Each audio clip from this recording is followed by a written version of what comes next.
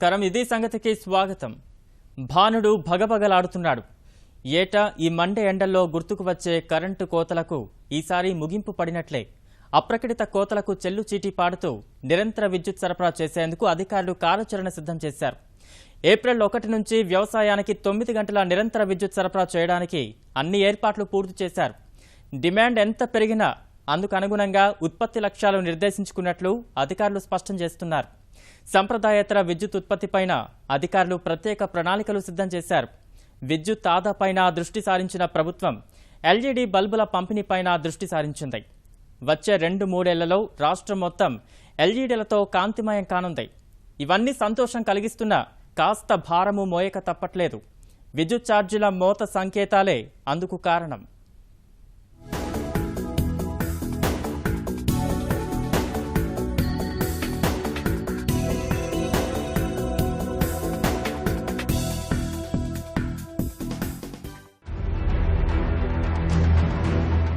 వేసవి వచ్చిందంటే చాలు అడ్డు అదుపు లేని కరెంటు కోతలు చుక్కలు చూపించేవి.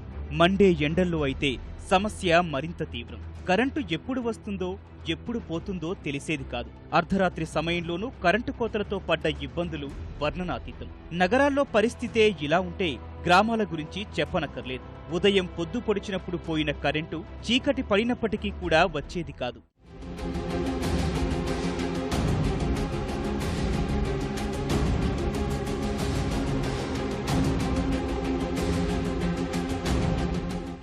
వ్యాపార వాణిజ్య వర్గాల పరిస్థితి అయితే మరీ దారుణం. కరెంటు కోతలతో ఉత్పత్తి మందగించేది. పవర్ హాలిడేలు ప్రకటించుకునే వరకు వెళ్లింది పరిస్థితి. వ్యాపార వాణిజ్య వర్గాలు భారీ నష్టాలు చవిచూశాయి.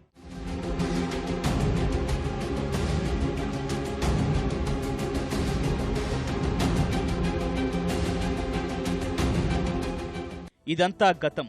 వేసవి రాకముందే ఎండలు మండుతున్నా ఈసారి కరెంటు కోతల నుంచి ఉపశమనం లభిస్తోంది.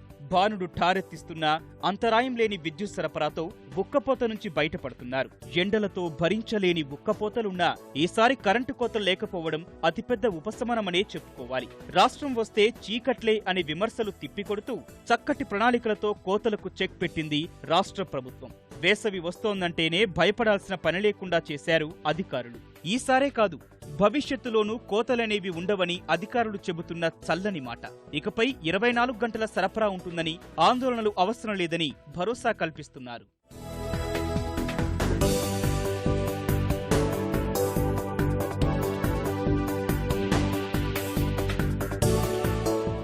కోతలు లేని విద్యుత్తును ఈ వేసవిలోనో కాదు, వచ్చే సంవత్సరాల లోపల కూడా కోతలు లేని విద్యుత్తు ఒక హైదరాబాద్ సిటీకే కాదు, మొత్తం అన్ని గ్రామాలకు కూడా సరఫరా చేయడం జరుగుతుంది. మా ట్రాన్స్మిషన్ డిస్ట్రిబ్యూషన్ సిస్టమ్ ఏదైతే ఉన్నదో మేము దాన్ని ఆగ్మెంట్ చేస్తూ నిరంతరమైన విద్యుత్ ఏదైతే ఉన్నదో అగ్రికల్చరలిస్టులకు డే టైం 9 అవర్స్, మిగతా వాళ్ళందరికీ 24 అవర్స్ ఇచ్చేటందుకోసం అని చెప్పి ఎట్లాంటి ఆటంకాలు కానీ ఇబ్బందులు కానీ లేకుండా ఇప్పటి నుంచే మేము ప్రిపేర్ అవుతున్నాం. రాష్ట్రంలో ప్రస్తుతం రోజుకు 6000 మెగావాట్ల విద్యుత్ డిమాండ్ ఉంటోంది. వచ్చే 2 నెలల్లో ఇది 7000 మెగావాట్లకు పైగా చేరుకుంటుందని అంచనా వేస్తున్నారు. ఆ తర్వాత వచ్చే ఖరీఫ్తో కలిపితే 9000 అత్యధిక డిమాండ్ ఉంటుంది. డిమాండ్ ఈ స్థాయిలో పెరిగినా ఆందోళన లేదంటూ అధికారులు భరోసా కల్పిస్తున్నారు. ప్రస్తుతం అందుబాటులో ఉన్న విద్యుత్కు తోడుగా వచ్చే 2 నెలల్లో భూపాలపల్లి నుంచి 600 మెగావాట్లు, సింగరేణి నుంచి 1200 మెగావాట్లు లభ్యమవుతుందని లెక్కలు వేస్తున్నారు. 570 మెగావాట్లకు థర్మల్ పవర్ టెక్ తో ఒప్పందం కూడా కుదిరింది. ఇంకా 2000 మెగావాట్ల విద్యుత్ కొనుగోలు కోసం టెండర్లు పిలిచారు. 25 ఏళ్ల పాటు 1600 మెగావాట్ల కొనుగోలు కోసం ఎన్టీపీసీతో అవగాహనపై విద్యుత్ పంపిణీ సంస్థలు సంతకాలు చేశాయి. ఒప్పందాన్ని ఆమోదించాల్సిందిగా ఈఆర్సీకి నివేదించారు. ఈ ప్రణాళికాయుత అడుగులతోనే నిరంతర విద్యుత్కు బాటలు పరుస్తామని అధికారులు ధీమాగా ఉన్నారు.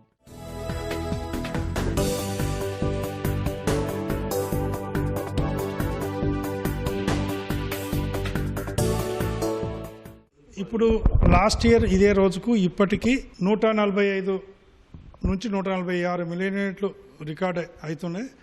ఇప్పుడు ఈ సంవత్సరం ఇప్పటికీ ఆల్రెడీ 150 మిలియన్ యూనిట్లు టచ్ అయినాము. ఇంకా సమ్మర్లో 170 మిలియన్ యూనిట్ల వరకు పోయే అవకాశం ఉంది పర్ డే. ఇది highest ever recorded in the history of the Telangana. ఇంకోటి మీ అందరికీ తెలుసు, ఎక్కడ కూడా ఎలాంటి కన్సూమర్కు డొమెస్టిక్ కానీ, ఇండస్ట్రీ కానీ, కమర్షియల్ కానీ ఎటువంటి ఎవరికి కూడా పవర్ కట్లు అనేవి ఎక్కడ ఏ జిల్లాలో కానీ ఏ కోశాన్ని కూడా లేవు. ఫ్యూచర్లో వచ్చే లిఫ్ట్ ఇరిగేషన్ వర్క్స్ కానీ, 9 గంటల విద్యుత్తుకు కానీ, లేకపోతే బయ్యారం స్టీల్ ప్లాంట్ కానీ, లేకపోతే వేరే మెట్రో రైలు కానీ ఎక్కడ కూడా ఎలాంటి ఇబ్బందులు లేకుండా మేము పవర్ ప్రొక్యూర్ చేస్తున్నాము. మన విద్యుత్ వినియోగదారులకు ఎలాంటి ఇబ్బంది కలగకుండా చూస్తాం. గృహ పారిశ్రామిక వినియోగదారులే కాదు, వ్యవసాయానికి సరిపడా విద్యుత్తును సరఫరా చేయాలని ప్రభుత్వం లక్ష్యంగా నిర్దేశించుకుంది. గతంలో విద్యుత్ సరఫరా సరిగ్గా లేక పంటలు ఎండిపోవడం, రైతు కష్టాల పాలై నష్టాల పాలయ్యారు. ఇప్పుడు ప్రభుత్వం అన్నదాతకు అండగా ఉండాలని నిర్ణయించింది. ఏప్రిల్ 1 నుంచి సాగుకి 9 గంటల విద్యుత్ లభించనుంది.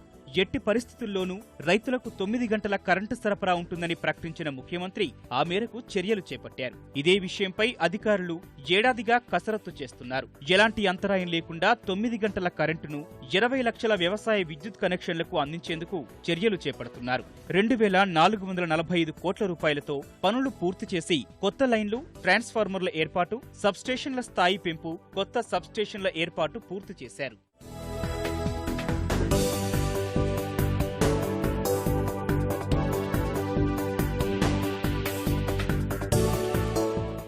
$2,450 కోట్లతోటి ఈ 9 గంటల వ్యవసాయానికి ఇచ్చే విద్యుత్ గురించి సుమారుగా గత సంవత్సరం నుంచి మేము వర్క్స్ టేకప్ చేయడం జరిగింది. పగటి పూట 9 గంటలు ఇవ్వాలని మాకు గౌరవ ముఖ్యమంత్రి గారు ఆదేశాలు ఇచ్చారు.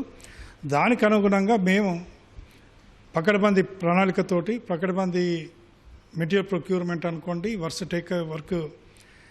వర్క్స్ టేకప్ చేసి ఆ విధంగా మేము అన్ని పనులు కంప్లీట్ చేయగలుగుతాం. ఈ మార్చి 31 వరకు అన్ని పనులు కూడా కంప్లీట్ చేయగలుగుతాం. మేము సబ్స్టేషన్లో almost existing power transformer capacity double చేసినాం. ఇక్కడ 9 గంటల విద్యుత్పై రైతులు, రైతు సంఘాల నుంచి ప్రభుత్వానికి కొన్ని విజ్ఞప్తులు అందుతున్నాయి. 9 గంటల నిరంతర సరఫరా కాకుండా ఉదయం 6 గంటలు, రాత్రి 3 గంటలు ఇస్తే ప్రయోజనం ఉంటుందనేది రైతుల వాదన. అందరి అభిప్రాయాలు, ప్రయోజనాలు పరిగణలోకి తీసుకుంటామని అధికారులు చెబుతున్నారు.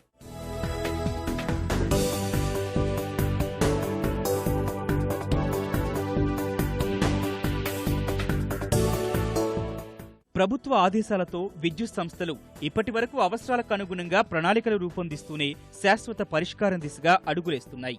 విద్యుత్ రంగంలో స్వయం సమృద్ధి సాధనకు భారీ లక్ష్యాలు నిర్దేశించుకున్నారు. 3 ఏళ్లలో 23,912 మెగావాట్ల ఉత్పత్తి లక్ష్యంగా పెట్టుకున్నారు. 6,000 మెగావాట్ల సామర్థ్యం కల థర్మల్ ప్రాజెక్టులు నెలకొల్పేందుకు BHELతో ఒప్పందం కుదుర్చుకున్నామని, 680 మెగావాట్ల ప్రాజెక్టులు అందుబాటులోకి వచ్చాయని ఆర్థిక మంత్రి ఈటెల రాజేందర్ బడ్జెట్ ప్రసంగంలో ప్రకటించారు. రాష్ట్రంలో కొత్తగా కొన్ని ప్రాజెక్టులు సింక్రనైజేషన్ పూర్తి చేసుకున్నవి క్రమంగా అందుబాటులోకి వస్తున్నాయి. 600 మెగావాట్ల సామర్థ్యం కలిగిన KTPP స్టేజ్ 2 విద్యుత్ ప్లాంట్ నుంచి గరిష్టంగా విద్యుత్ ఉత్పత్తి జరుగుతోంది. థర్మల్ విద్యుత్తో పాటే సాంప్రదాయేతర ఇంధన వనరుల విస్తరణపైన ప్రభుత్వం కొత్త ప్రణాళికలు రచిస్తోంది. సౌర విద్యుత్ ప్రాజెక్టులు నెలకొల్పే వారికి మౌలిక సదుపాయాలు కల్పిస్తామని ఇప్పటికే ప్రకటించింది. 2017-18లో 5,000 మెగావాట్ల సౌర విద్యుత్ ఉత్పాదన లక్ష్యంగా పెట్టుకుని ఆ మేరకు కార్యాచరణ చేపట్టింది. పవన విద్యుత్ పైన ప్రభుత్వం భారీగా ప్రణాళికలు రచిస్తోంది. తెలంగాణలో 4,244 మెగావాట్ల పవన విద్యుత్కు అవకాశాలున్నట్లు అంచనా వేసిన ప్రభుత్వం 2018-19లోగా కనీసం 2,000కు పైగా మెగావాట్ల ఉత్పత్తి సామర్థ్య సాధనే లక్ష్యంగా పెట్టుకుంది. ఇందుకోసం కొత్త ప్రాజెక్టులకు పలు రాయితీలు, ప్రోత్సాహకాలు ప్రకటించింది. ఏకగవాక్ష విధానంలో అనుమతులు మంజూరు చేయాలని ఆదేశాలిచ్చింది. సోలార్ మీద కూడా చాలా అగ్రెసివ్గా పోతున్నాము. మన తెలంగాణ స్టేటు గత 6 నెలల్లో 270 మెగావాట్ల సోలార్ పవర్ సింక్రనైజ్ చేయడం జరిగింది. ఇది ఇండియాలో గత 6 నెలల్లో హయ్యెస్ట్ మెగావాట్స్ సింక్రనైజేషన్ చేసిన స్టేట్గా మొత్తం ఇండియాలో తెలంగాణ స్టేట్ గుర్తింపు పొందింది. విద్యుత్ ఉత్పత్తే కాదు, విద్యుత్ ఆదా కూడా ముఖ్యమే. ఈ అంశంపైన ప్రభుత్వం ప్రత్యేక దృష్టి సారించింది. రాష్ట్రం విద్యుత్ దగదగలతో LED కాంతిమయం చెయ్యాలని నిర్ణయించింది. 100 రోజుల్లో 25 పురపాలక సంఘాల పరిధిలోని 6 లక్షల నివాస గృహాలకు 2 వంతున 12 లక్షల LED బల్బులు అందించే కార్యక్రమానికి ఇటీవలే శ్రీకారం చుట్టింది. త్వరలోనే మిగతా పురపాలికలకు LED బల్బులు పంచనున్నారు. గ్రామ పంచాయతీల్లోనూ ఇదే తరహాలో ప్రయత్నానికి ప్రణాళికలు సిద్ధం చేయాలని మంత్రులు ఆదేశించారు. తర్వాత 2వ దశలో వీధి దీపాలకు LED బల్బులు వినియోగించనున్నారు. రాష్ట్రంలో ఉన్న 91 లక్షల గృహాల్లో LED బల్బులను వినియోగించే దిశగా ప్రభుత్వం కార్యాచరణ చేపడుతోంది. వచ్చే 2 నెలల్లో అంటే ఏప్రిల్ మే ఎండింగ్ వరకు ఈ 4,66,000 బల్బులు కూడా డిస్ట్రిబ్యూట్ చేయడం జరుగుతుంది. వీటికి 3.48 కోట్లు అంటే 3.48 crores దీనికి ఇన్వెస్ట్ చేయడం జరుగుతుంది. ఇది దీని తర్వాత నెక్స్ట్ మెదక్, నల్గొండ, నిజామాబాద్ 3 డిస్ట్రిక్టులు కూడా టేకప్ చేయడం జరుగుతుంది. ఈ ఎక్స్పీరియన్స్ తోటి ఫ్యూచర్లో ఇంకా అగ్రెసివ్గా పోవాలని అనుకుంటున్నాము. విద్యుత్ వినియోగదారుల దగ్గర ఎటువంటి డబ్బులు వసూలు చేయడం లేదు. ఒక బల్బు మేము ₹74.60 కొంటున్నాం. ఇక్కడ మరో మెలిక కూడా ఉంది. కరెంటు కోతలు లేకపోవడం, నిరంతర సరఫరా జరగడం సంతోషించే పరిణామమే అయితే మోదంతో పాటు ఖేదమూ తప్పదు. వినియోగదారులు కొంత భారం భరించక తప్పడం లేదు. కరెంటు ఛార్జీలు పెంచేందుకు అధికారులు కసరత్తులు ప్రారంభించారు. విద్యుత్ పంపిణీ సంస్థలు ఇటీవల విద్యుత్ నియంత్రణ మండలికి సమర్పించిన స్థూల ఆదాయ అవసరాల నివేదికలో పెంపు ప్రతిపాదనలు చేశారు. వచ్చే ఆర్థిక సంవత్సరంలో 1958 కోట్ల రూపాయల ఆదాయం లక్ష్యంగా పెట్టుకున్న విద్యుత్ సంస్థలు పెంపు తప్పనిసరి చేశాయి. 9.14% ఛార్జీల మూతను ప్రతిపాదించాయి. ఛార్జీల పెంపు విషయానికొస్తే 100 యూనిట్లలోపు వాడకందారులకు ఎలాంటి పెంపు ఉండదు. ప్రస్తుతం 50 యూనిట్లలోపు వాడుకునే వారికి యూనిట్కు ₹45 చొప్పున వసూలు చేస్తున్నారు. ఇక ముందు అదే ధర ఉంటుంది. అలాగే 51 నుంచి 100 యూనిట్ల వినియోగదారులకు ₹2.60 వసూలు చేస్తున్నారు. అదే ధరను వసూలు చేయాలని భావిస్తున్నారు. 100 యూనిట్ల పైన వినియోగించుకునే వారికి మాత్రం పెంపు తప్పదంటూ విద్యుత్ సంస్థలు ప్రతిపాదించాయి.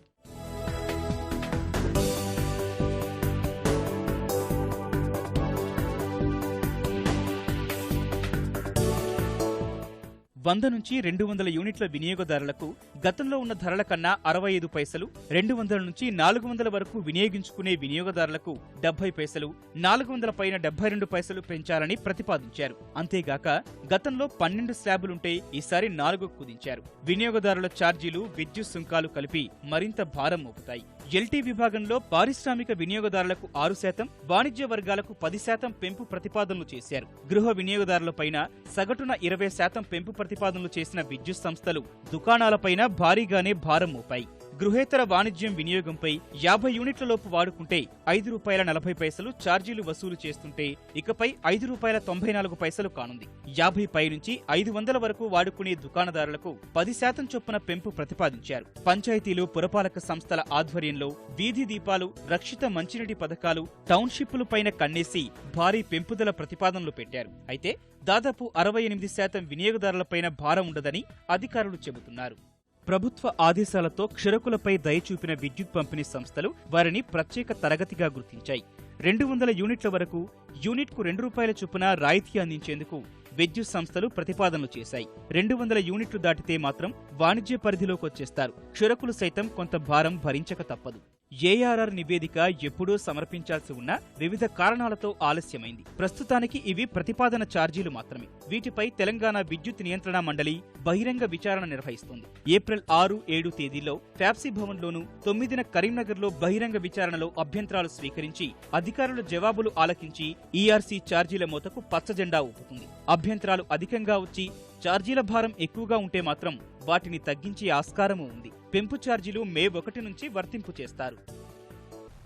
చిన్న నిర్లక్ష్యం పెద్ద నష్టానికి దారితీస్తుంది. ఒక్కోసారి మన ప్రమేయం ఉండదు, కానీ నష్టం అంచనాలకు అందదు. చిరుదీపంలో ఉన్నప్పుడు వెలుగు చూపించే నిప్పు కార్చిచ్చుగా వ్యాపిస్తే తట్టుకోవడం సాధ్యం కాదు. నిప్పు లేనిదే పూట గడవదు, బతుకు ముందుకు సాగదు. అదే నిప్పు విషయంలో ఏమాత్రం అజాగ్రత్తగా ఉన్నా అంతా బుగ్గిపాలు కాక తప్పదు. దేశం మొత్తం మీద ఏటా జరుగుతున్న అగ్ని ప్రమాదాల్లో ఎందరో అభాగ్యులు ప్రాణం కోల్పోతుంటే మరెన్నో చోట్ల కోట్ల రూపాయల ఆస్తి నష్టం సంభవిస్తోంది. తెలుగు రాష్ట్రాల్లోనూ అదే అగ్గి. శ్రీకాకుళం నుంచి ఆదిలాబాద్ వరకు అగ్ని ప్రమాదాలు భారీ నష్టాలకు కారణమవుతున్నాయి. నిర్మాణాల సమయంలో నిబంధనలు పాటించకపోవడం ప్రమాదాలకు మరింత అవకాశం కల్పిస్తోంది. ఈ నేపథ్యంలో అగ్ని ప్రమాదాలు నివారించడానికి ప్రతి ఒక్కరిలో అవగాహన పెరగాల్సిన అవసరం ఉంది. అగ్ని ప్రమాదాలు ఏ సమయంలోనైనా సంభవించే అవకాశం ఉన్నా వేసవిలో వాటి ముప్పు మరింత ఎక్కువ. ఈసారి వేసవి తీవ్రత అధికంగా ఉంటుందని వాతావరణ శాఖ హెచ్చరిస్తున్న వేళ ప్రజలు, ప్రభుత్వాలు అప్రమత్తం కావాల్సిన సమయం ఆసన్నమైంది.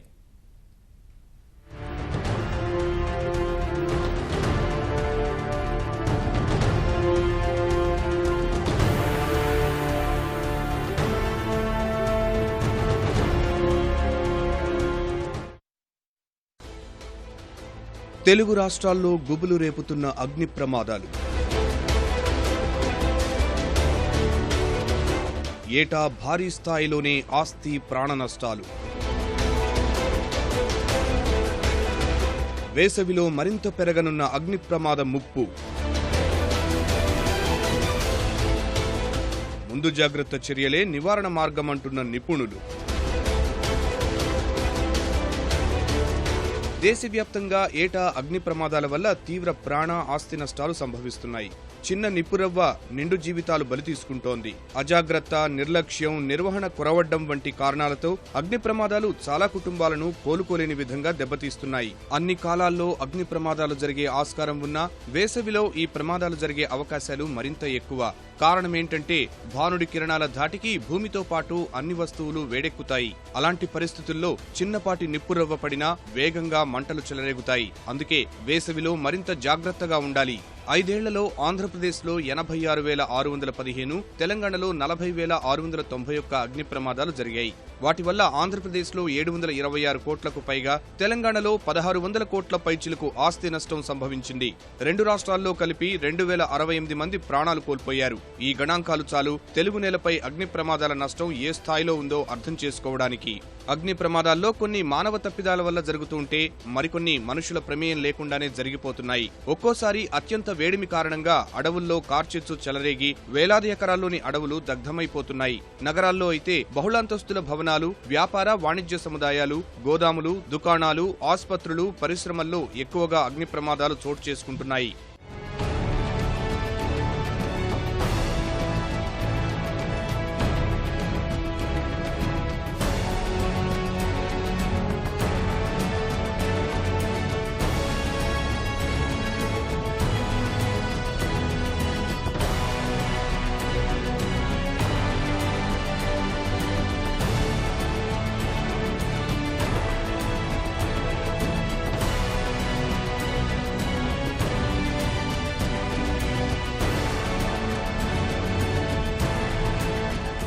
అగ్ని ప్రమాదాలు జరగకుండా నిర్మాణ సమయంలోనే జాగ్రత్తలు తీసుకోవాల్సి ఉన్నా ఏళ్ల క్రితం నిర్మించిన భవనాల్లో వాటి జాడ కనిపించడం లేదు. అగ్ని ప్రమాదాలు నివారించే పరికరాలు, మంటలు ఆర్పే సాధనాలు ప్రతి నివాస సముదాయం, పరిశ్రమలు, ఆసుపత్రులు సహా జనసందోహం ఉండే ప్రతి చోట ఏర్పాటు చేయాలని చట్టాలు చెబుతున్నాయి. నిబంధనల ప్రకారం వైద్యశాలలు, హోటళ్లు, దుకాణ సముదాయాల చుట్టూ అగ్నిమాపక యంత్రాలు తిరిగేందుకు వీలుగా 4 మీటర్ల ఖాళీ స్థలం ఉండాలి. భవనాల చుట్టూ పైప్ లైన్లతో కూడిన ఏర్పాటు ఉండాలి. భవనాల ముందు భాగాన్ని అందం కోసం అద్దాలతో మూసివేయకుండా గాలి, వెలుతురు వచ్చే కిటికీలు ఏర్పాటు చేయాలి. అలాగే భవనాల ముందు పెద్ద హోర్డింగ్లు ఏర్పాటు చేయకూడదు. 10,000 లీటర్ల నీటి సామర్థ్యం గల ట్యాంకులు అందుబాటులో ఉండాలి. వాటి నుంచి నీళ్లు తోడడానికి అనువుగా మోటార్ అమర్చాలి. భవనాల వద్ద ట్రాన్స్ఫార్మర్ ఉంటే దాని చుట్టూ భద్రతా వలయం తప్పనిసరిగా ఏర్పాటు చేయాలి.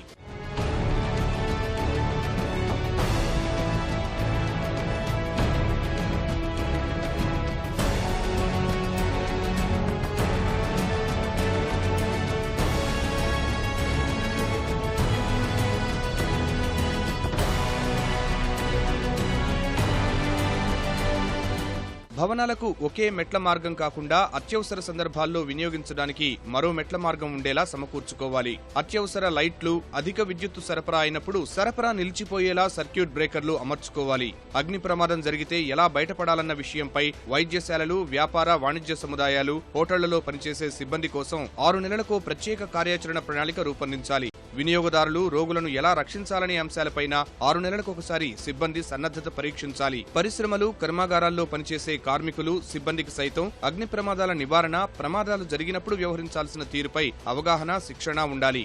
అడవులు నరికేసి చెట్లు కొట్టేయడం వల్ల వాతావరణంలో వేడి పెరిగి కొన్ని వస్తువులు వాటంతట అవి ఇగ్నిషన్ పాయింట్ అంటాం మనం దీన్ని ఇంగ్లీష్లో, ఆ ఉష్ణోగ్రతకి చేరుకుంటే వాటంతట అవే కాలిపోవడం అనేది సంభవిస్తూ ఉంటుంది.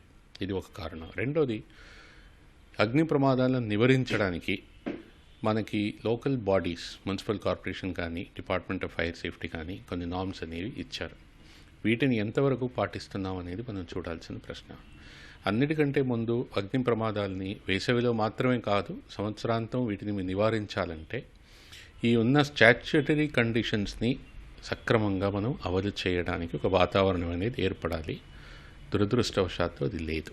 అగ్ని ప్రమాదాలు సంభవించకుండా ఉండాలంటే భవనాల్లో ఏ భాగాన్ని గరిష్ట పరిమితి మించి వాడకూడదు. సరైన అగ్ని నిష్క్రమణ ద్వారాలు నిర్వహించడం, ప్రతి చోట నిష్క్రమణ చిహ్నాలు ఏర్పాటు చేయాలి. ప్రమాదకరమైన పదార్థాలు తగిన జాగ్రత్తలతో నిల్వ చేసి వాడుకోవాలి. ఇలా నిబంధనలన్నీ సరిగ్గానే ఉన్నాయి. వాటి అమలే ఎక్కడా జరుగుతున్న దాఖలా లేదు. వ్యాపారులే కాదు, సాధారణ ప్రజలు తీసుకోవాల్సిన జాగ్రత్తలు ఎన్నో ఉన్నాయి. అవేంటంటే, ఇంట్లో చిన్నపిల్లలుంటే అగ్గిపెట్టెలు, లైటర్లు, టపాకాయలు వంటి వస్తువులకు వారిని దూరంగా ఉంచాలి. ప్రమాదవశాత్తు ప్రమాదం జరగకుండా ఎల్లవేళలా నీరు అందుబాటులో ఉంచుకోవాలి. వంటింట్లో గాలి, వెలుతురు వచ్చేలా ఉండటమే కాక గ్యాస్ ట్యూబ్ గమనిస్తూ అవసరమనుకుంటే మార్చుకోవాలి. మండుతున్న స్టవ్లో కిరోసిన్ పోయకూడదు. వంటగదిలో కిరోసిన్, డీజిల్, పెట్రోల్ లాంటి మండే స్వభావం గల ద్రావణాలు ఉంచకూడదు. మనకి ఇండియాలో ఆల్మోస్ట్ 54%, 54% ఫైర్ యాక్సిడెంట్స్ ఎలక్ట్రిసిటీ మూలంగానే జరుగుతున్నాయి. ఎప్పుడైనా ఒక ఫైర్ జరగాలంటే 3 ఎలిమెంట్స్ ఉంటాయి. ఒకటి వచ్చేసి ఫ్యూయల్ అంటాం, అంటే మనకి ఈ తగలబడే గుణం ఉన్నటువంటి వస్తువు అన్నమాట. రెండోది వచ్చేసి ఆక్సిజన్ ఎక్కడైనా ఉంటుంది మనకి. మూడోది వచ్చేసి ఒక స్పార్క్, ఒక ఇగ్నిషన్. ఆ ఇగ్నిషన్ అనేది అది మనకి వచ్చిందంటే, ఎందుకంటే ఎక్కడైనా ఏ ఇళ్లలో అయినా ఆఫీసుల్లో అయినా మనకి ఫ్యూయల్ అనేది చాలా ఉంటుంది. డెఫినెట్గా వుడ్ వాడతాం, క్లాత్స్ వాడతాం, కార్పెట్స్ వాడతాం, ఫాల్ సీలింగ్ మెటీరియల్ కానీ ఇవన్నీ కూడా జనరల్గా ఫ్లేమబిలిటీ ఇండెక్స్ చాలా ఎక్కువ ఉంటుంది. సో దాంతో అవి తగలబడే అవకాశం ఉంటుంది. సో ఆక్సిజన్ ఎలాగో ఉంది, ఇంకా కావాల్సింది ఏంటి? ఇగ్నిషన్. ఆ ఇగ్నిషన్ ఎలక్ట్రిసిటీ మూలంగా వచ్చేటువంటి ఛాన్సెస్ జనరల్గా ఎక్కువ ఉన్నాయి మనకి. పెద్ద పెద్ద భవంతుల్లోనే కాదు, పేదలు నివసించే పూరి గుడిసెలకు అగ్ని ప్రమాదాల ముప్పు పొంచి ఉంటుంది. వంట చేసే సందర్భంలో లేదా దీపాల కారణంగానో సంభవించే ప్రమాదాలు భారీ నష్టాలకు కారణమవుతున్నాయి. ఎక్కువగా గుడిసెలు ఉండే ప్రాంతాల్లో ఒక్క చిన్న ప్రమాదం జరిగినా చాలు, వందల సంఖ్యలో గుడిసెలు అగ్నికి ఆహుతవుతాయి. ఇలాంటి సందర్భాల్లో అక్కడ నివసించే పేదలు సర్వస్వం కోల్పోయి కట్టుబట్టలతో రోడ్డున పడాల్సి వస్తోంది. ఎండల వేడి కారణంగా అడవుల్లో చెలరేగే కార్చిచ్చు వల్ల వేలాది ఎకరాల్లో అడవులు బుగ్గిపాలు కావడమే కాదు, పెద్ద సంఖ్యలో మూగజీవాలు మృత్యువాత పడుతున్నాయి.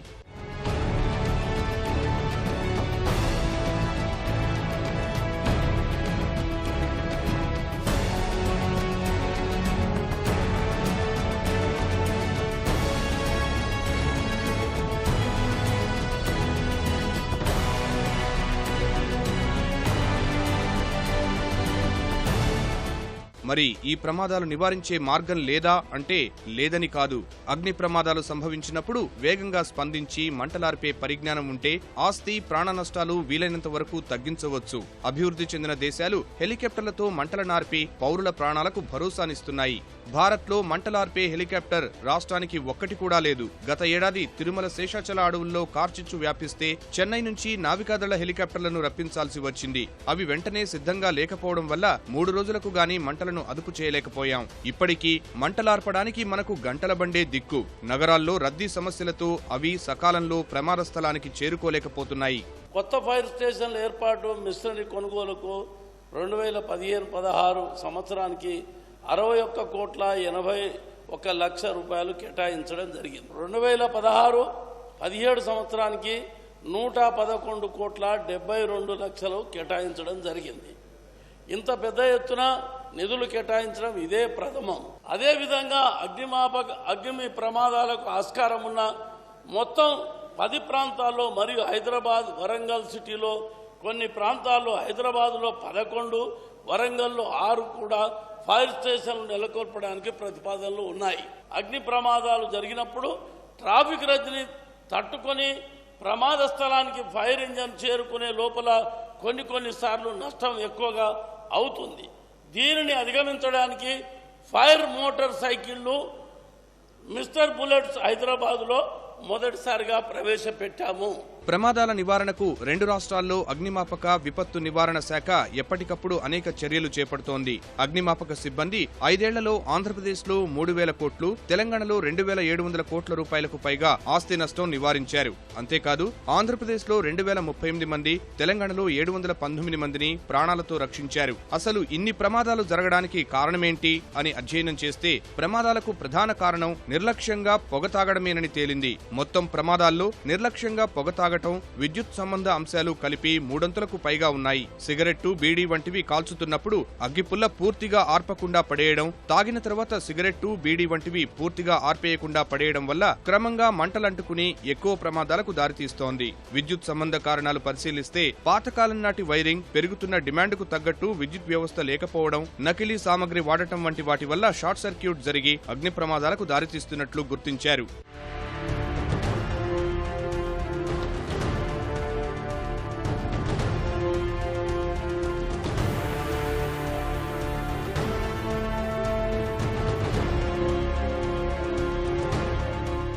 ఏటా అగ్ని ప్రమాద నివారణ వారోత్సవాలు నిర్వహిస్తున్న ప్రభుత్వాలు ప్రజల్లో అవగాహన కల్పించేందుకు ప్రయత్నిస్తున్నా ఆశించిన మేరకు సత్ఫలితాలు సాధించడం లేదనే చెప్పాలి. ముఖ్యంగా బహుళాంతస్తుల భవనాలు, వ్యాపార వాణిజ్య సముదాయాలు, కర్మాగారాలు, పరిశ్రమల్లో ప్రమాద ప్రతిస్పందన సన్నద్ధతపై అవగాహన కల్పించాలి. ప్రతి పరిశ్రమ, సంస్థ, గుత్తేదారులు, నిర్మాణదారులు నిబంధనలు ఖచ్చితంగా పాటించేలా ప్రభుత్వం కట్టుదిట్టమైన చర్యలు చేపట్టాలి. చట్టాలు సమర్థంగా నిర్వహించడం సహా విద్యార్థులకు పాఠశాల స్థాయి నుంచే అవగాహన కల్పించాలి. ఇందుకు పాఠశాలల్లో ప్రత్యేక అవగాహన సదస్సులు నిర్వహించడం ద్వారా క్రమంగా మార్పు తీసుకురావచ్చు. మరిన్ని విభిన్న అంశాలతో మరో ఇది సంగతిలో కలుసుకుందాం. నమస్కారం.